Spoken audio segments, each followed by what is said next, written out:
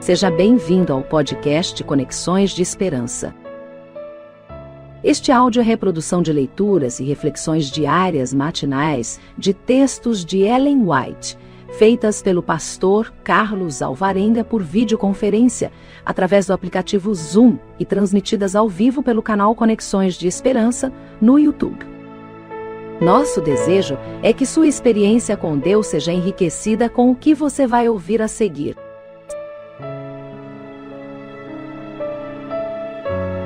Hoje as nossas considerações estão baseadas no capítulo 21 do livro Atos dos Apóstolos. Lá está escrito assim: chegara o tempo em que o evangelho devia ser pregado além dos confins da Ásia Menor. O caminho estava preparado para Paulo e seus companheiros passarem à Europa. Em Troade, às margens do Mediterrâneo, Paulo teve de noite uma visão em que se apresentou um varão da Macedônia. Ele rogou, dizendo: passa a Macedônia e ajuda-nos. O chamado era imperativo, não admitindo demora.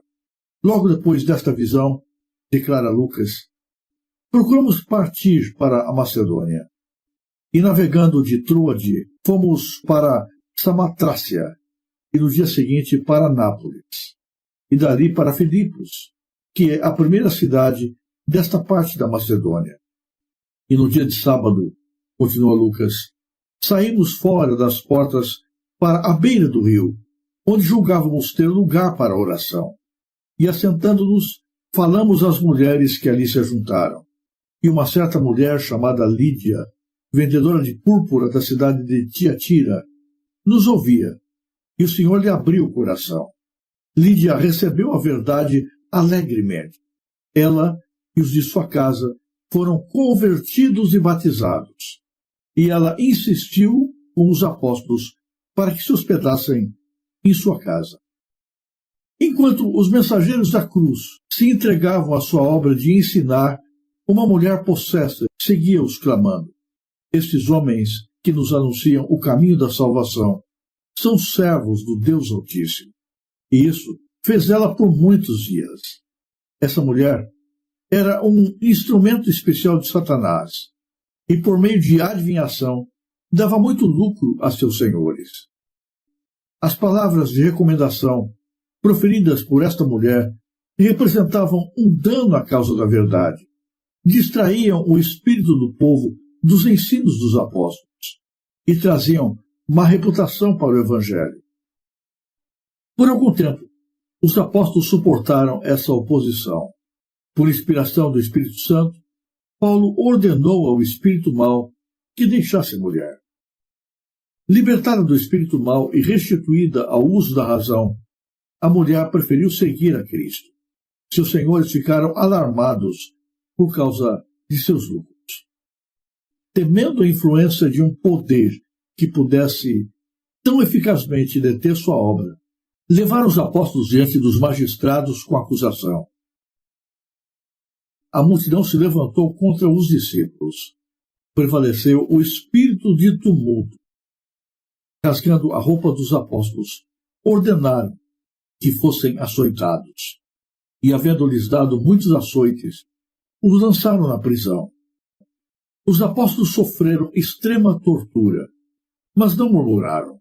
Em vez disso, encorajavam-se mutuamente com palavras de oração e cantavam louvores a Deus por terem sido considerados dignos de sofrer por sua causa. O espanto, os outros prisioneiros ouviram os sons de oração e hinos. Estavam habituados a ouvir gritos e gemidos, maldições e blasfêmias, mas nunca antes haviam eles ouvido palavras de oração e louvor ascenderem daquela sombria cela. E perguntavam quem poderiam ser esses homens que, com frio, fome e torturados, podiam ainda se regozijar. Conquanto houvessem os homens sido cruéis e vingativos, ou criminosamente negligentes, Deus não havia se esquecido de ser misericordioso para com seu servo. Todo o céu estava interessado nos homens que estavam sofrendo por amor de Cristo. E anjos foram enviados a visitar a prisão. A terra tremeu aos seus passos. As portas da prisão, pesadamente aferrolhadas, abriram-se. Cadeias e grilhões caíram das mãos e dos pés dos prisioneiros, e brilhante luz inundou a prisão. O guarda do cárcere, erguendo-se alarmado, viu com espanto que todas as portas da prisão estavam abertas, e estava certo de que a morte seria a pena de sua aparente infidelidade. Tirando a espada, estava prestes a matar-se, quando a voz de Paulo foi ouvida em palavras de animação. Não te faças nenhum mal, que todos estamos aqui. Paulo e Silas tinham o Espírito de Cristo e não o espírito de vingança. Em seu coração, repleto de amor do Salvador, não havia lugar para a maldade contra os seus perseguidores. O carcereiro, depondo a espada, apressou-se a descer ao calabouço. Queria ver que espécie de homens eram esses, que retribuíam com bondade a crueldade com que haviam sido tratados. Alcançando o lugar onde estavam os apóstolos, prostrou-se diante deles e pediu perdão. Então, levando-os para um recinto aberto, interrogou: Senhores, que é necessário que eu faça para me salvar? Sabia que Deus se havia interposto de maneira miraculosa para salvar-lhes a vida, e com força peculiar vieram-lhe à mente as palavras da mulher possessa. Estes homens que nos anunciam o caminho da salvação são servos do Deus Altíssimo. Com profunda humildade, pediu aos apóstolos que lhe mostrassem o caminho da vida. Creia no Senhor Jesus Cristo e serás salvo. Tu e a tua casa, responderam eles. O carcereiro, então, lavou as feridas dos apóstolos e serviu-os, sendo a seguir batizado por eles, juntamente com todos os que estavam em sua casa. E a mente de todos foi aberta às verdades expostas pelos apóstolos. Deus estava na condução da sua igreja. O Espírito Santo ia à frente, abrindo portas, abrindo a mente, apontando direções, conduzindo os servos de Deus para os lugares onde eles nunca imaginaram ir, a fim de proclamarem o Evangelho. Dessa maneira, o Espírito Santo se revelou a Paulo, ordenando que passassem a Macedônia, na Europa, e ajudassem os pagãos, pregando-lhes o reino de Deus. Os apóstolos, movidos pela convicção de que Deus os estava conduzindo, deixaram tudo e seguiram, segundo a direção apontada pelo Espírito de Deus. Mas, na medida que avançavam, eram acompanhados também pelos mesmos poderes satânicos que a cada passo ameaçavam a sua vida. Os demônios usavam todos os meios possíveis para incitarem as pessoas contra os apóstolos que anunciavam Jesus. Faziam tudo para cerrar as mentes à luz que brilhava a partir da pregação que era feita. Nessa ocasião, ele usa uma mulher possessa. Há muita gente que não crê em possessão demoníaca, mas as possessões demoníacas existem, elas são reais. Aqueles que estrebucham, que falam de maneira estranha, que caem no chão, não são os únicos possessos. Estes são aqueles que Satanás permite que demonstrem publicamente que estão sob o seu domínio. Mas ele só faz isso quando é do seu interesse.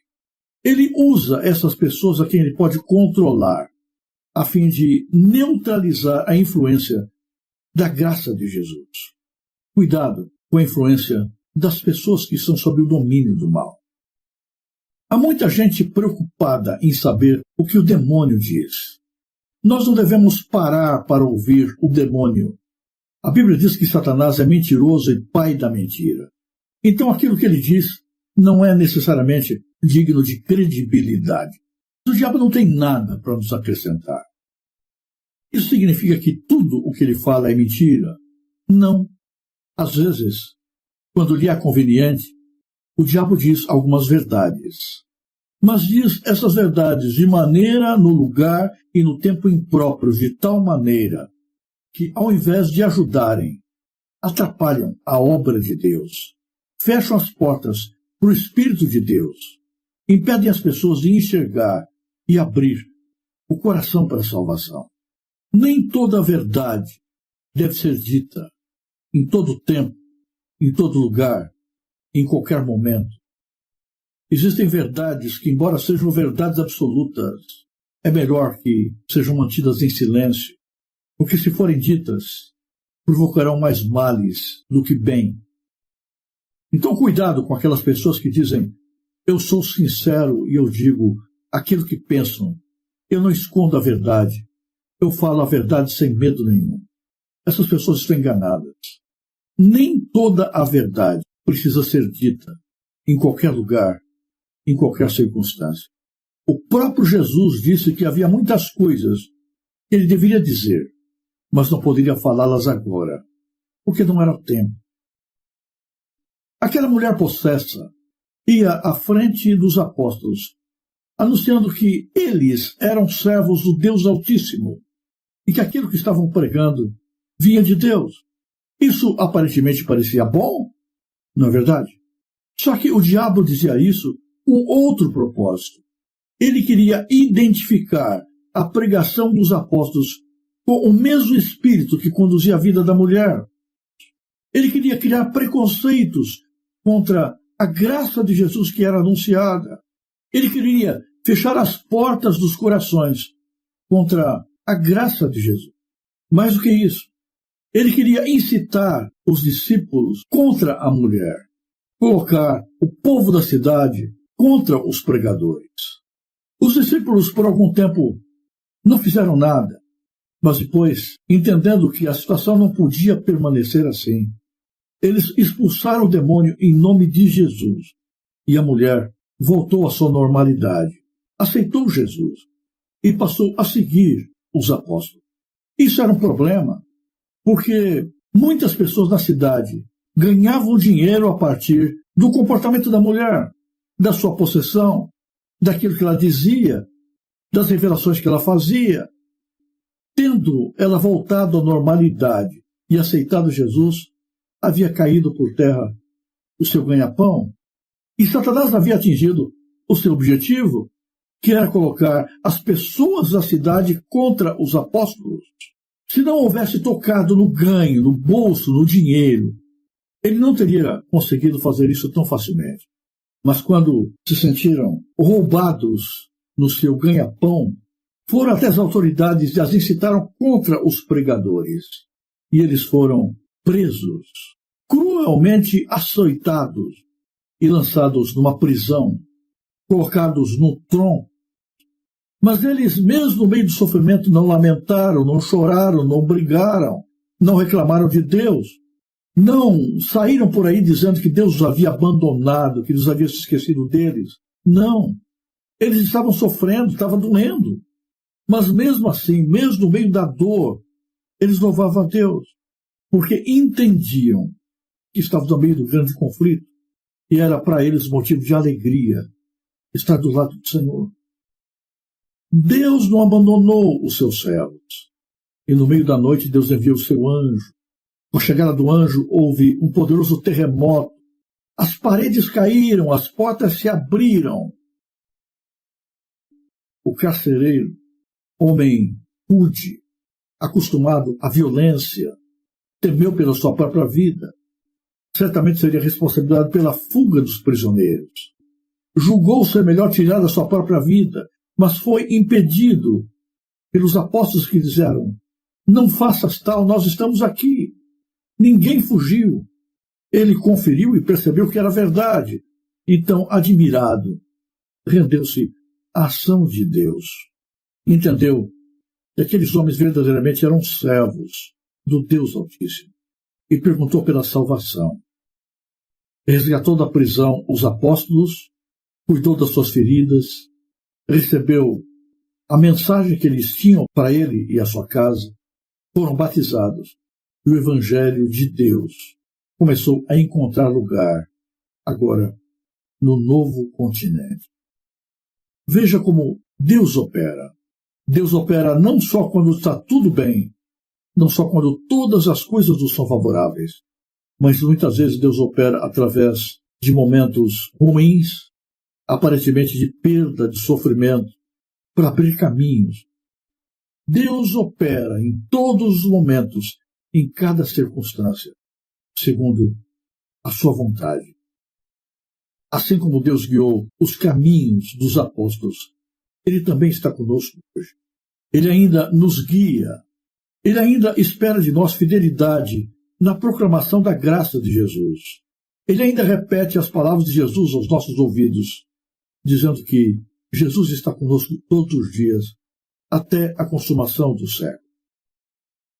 Isso quer dizer que a nossa vida vai ser isenta de dificuldades? Não. Talvez nós sejamos chamados também para sofrer por amor de Jesus. Mas Deus não nos abandonará. E Deus usará todas as circunstâncias para o bem, para o crescimento do seu reino, para a honra e glória do seu nome. Os apóstolos podiam estar em paz, lá na sua terra, na sua casa, tocando a sua vida. Mas estava agora no outro canto do mundo, num lugar estranho, sofrendo por amor a Jesus. Mas eram felizes. Eram felizes de tal maneira que não poderiam ser se estivessem na sua vidinha de sempre. Agora, dirigidos por Jesus e fazendo a sua obra, embora pagando um preço alto, a sua vida tinha sentido, tinha razão. E eles sabiam que Deus estava com eles. E se Deus estava com eles, nada poderia ser contra eles. Que a mesma certeza envolva a nossa vida no dia de hoje.